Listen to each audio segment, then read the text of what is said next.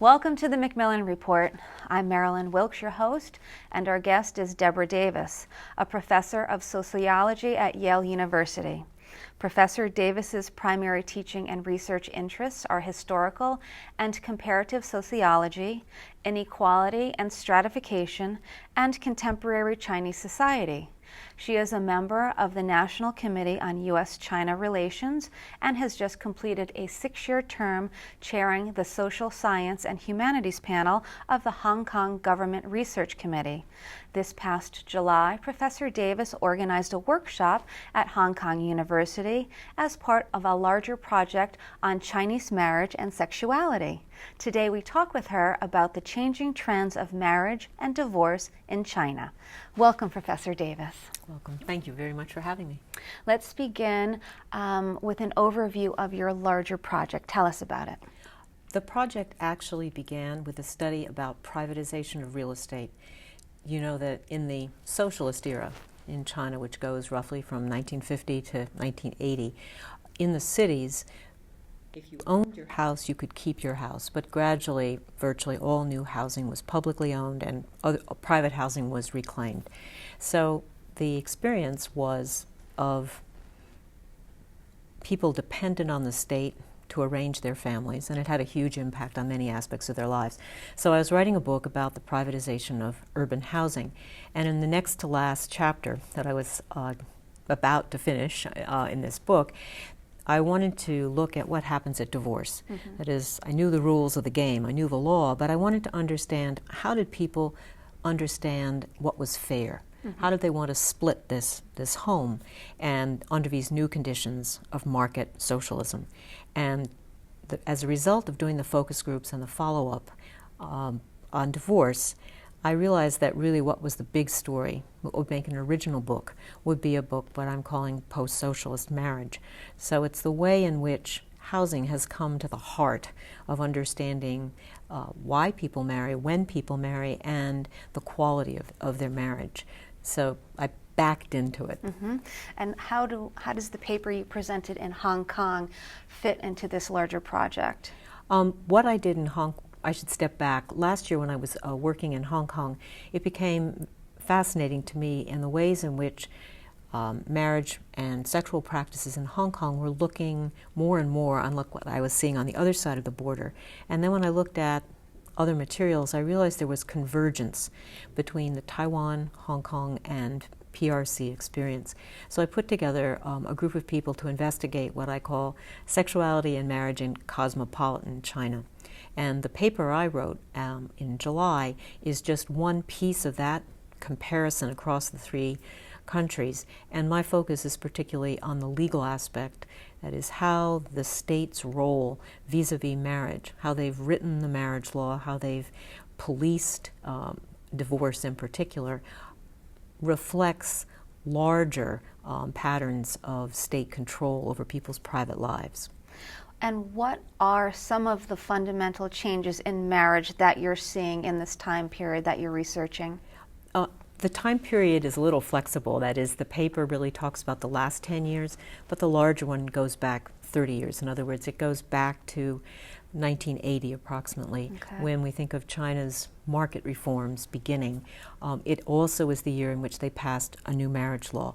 And the marriage law was sometimes seen by some people as a divorce law because mm-hmm. it made it much easier for people to, if couples agreed, to then simply file for divorce. They really didn't have to go through a court procedure if both agreed and there was no conflict. Mm-hmm. So it's over this 30-year period that I'm really looking at. There are 5 things that are really remarkable about 1980 to the present. And first comes from the affluence. Mm-hmm. We all know that China has moved from being a low-income, actually very impoverished society, to being lower middle income, and now more billionaires in China than any place else in the world. So you also have mm-hmm. enormous wealth. One of the first things that people did with their new wealth, whether they were very wealthy or middling wealthy, was to purchase homes. And therefore, one of the key things that's changed is that marriage now, in many cases, depends on owning a home and purchasing a home. And the centrality of that home ownership now occupies a centrality in the spouse relationship that was absent, totally absent when it was a public housing regime as it was under socialism. So the first change is this housing piece and the affluence piece. The second is the one-child policy, which also was passed in the same period. 1980 is when it starts to take effect. And as soon as the state mandates one child per couple, you have radically changed the character of marriage. If marriage was about becoming parents of usually 2 or more children, the sexual relationship with spouses is different.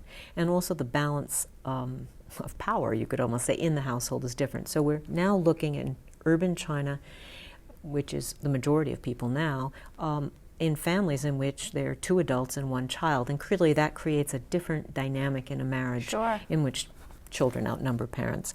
That's the second thing. The third is this vast migration that we all know about. 250 million Chinese have left their home towns and moved elsewhere. And this also has changed marriage in a fundamental way, in that people find their partners usually without very much supervision from their parents, direct supervision, if they're on the move. And then it also means that if there's a bad relationship, a bad marriage, people are much freer to leave and start again. So that's another huge change, because in the socialist era, people were really nailed to place. And that was, you were stuck with the neighbors you had as well as the spouse you had. And now China's in a very different place. The fourth thing is a cultural revolution, not like the one that Mao initiated in the 60s, but one that was commercially driven and also driven by this reintegration of the Chinese diaspora, Hong Kong, Southeast Asia, Taiwan, even the United States, so that people returning to visit family or people moving back and forth between different Chinese communities brought different sexual mores. You could, in an earlier period, the idea of premarital sex, extramarital sexual relations was often branded bourgeois and Western, and this is hardly the case ever. Westerners don't have a monopoly on these behaviors, and this has led to a liberalization of people's sexual relationships, which is radically different than the socialist era, in which the government really had quite a puritanical policing of people's private lives. And then the last, which is the other part of my paper and what we're talking about, is the divorce revolution. Divorce rates now in Taiwan, Hong Kong, and China are just about the same as the United States. And it has ratcheted up very, very quickly.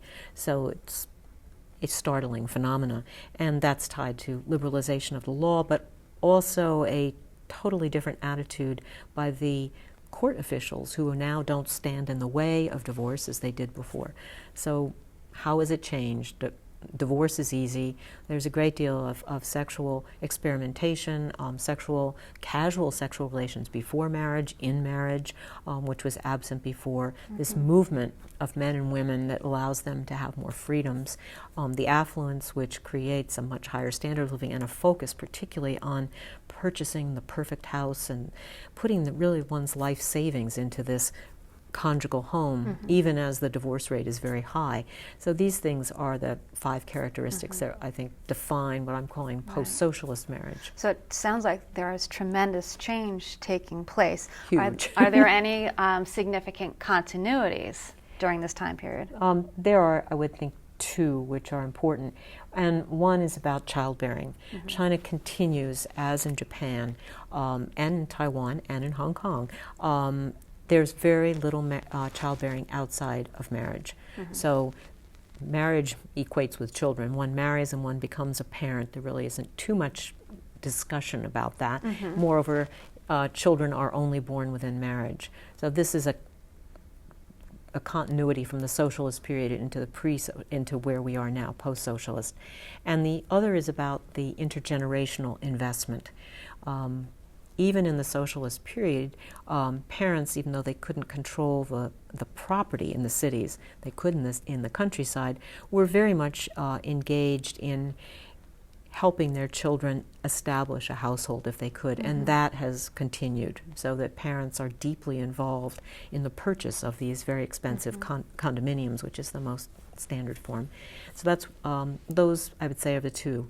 That children are born within marriage, even though there's a great deal of sexual experimentation and latitude about partners inside and outside of marriage. Children are really tied to a married pair. Which is, I'm thinking about our country and how that's very different. So I guess my question is, are there higher abortion rates and higher contraception use then, I would imagine? I don't have the rates for the U.S. in my head, but on the abortion rate, it is, so I can't tell you specifically, is it higher or lower than the United States. The ratio of abortion to birth certainly went up after 1980.